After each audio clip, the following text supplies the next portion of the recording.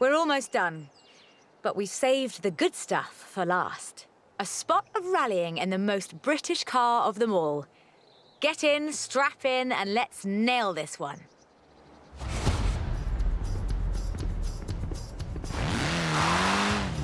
There is one car built in Great Britain that is, quite fairly, considered one of the most influential cars of the century. It's a surprisingly spacious little city car with a side-mounted engine. It's an icon of popular culture. It's been built on every continent where there's a car factory. It's the Mini. The Mini Cooper S was built to be a performance machine. With deeper engines, twin carburetors and front disc brakes, this scrappy little machine would go on to achieve more than 30 racing victories in the 1960s and 1970s. A Mini Cooper S flying number 37 placed first at the 1964 Monte Carlo Rally. Driven by Paddy Hopkirk and Henry Liddon, this was the last time an all-British crew would win the event. But not the last time a Mini would.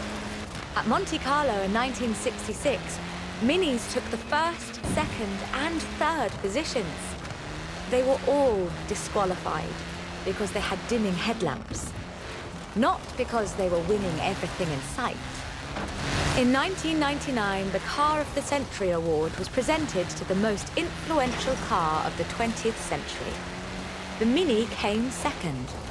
It was beaten by the Model T Ford. That's fair, I suppose. 5.3 million Minis would be sold, making it the most popular British car.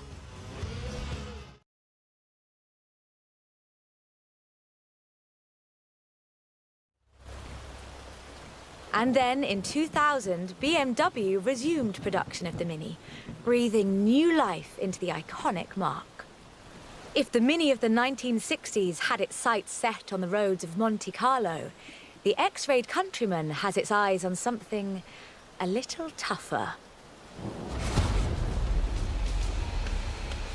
The deserts and rough terrain of the Dakar, for starters. A wit once said that the only thing Mini in this monster was the pedal. That's rather missing the point, I think. The X-Rayed Countryman is much, much bigger than the Mini Cooper. It has to be. A stage of the Dakar demands literally tons of gear. You could call it a tank. It does rather sound like one.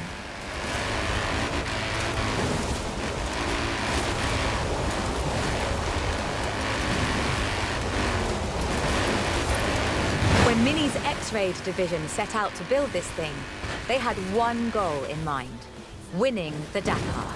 And they did, every year, from 2012 to 2015.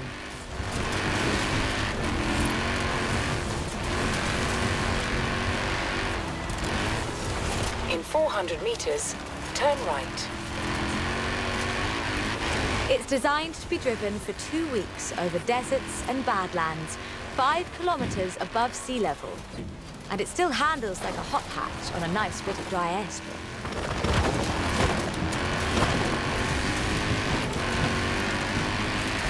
Owners come and go.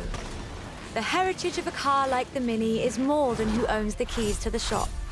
I fully expect to see Mini's wings flying for another century.